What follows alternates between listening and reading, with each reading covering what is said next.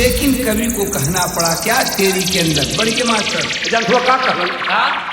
आंखों में आंखें चार होता है, दे दे दिल जो वही दिलदार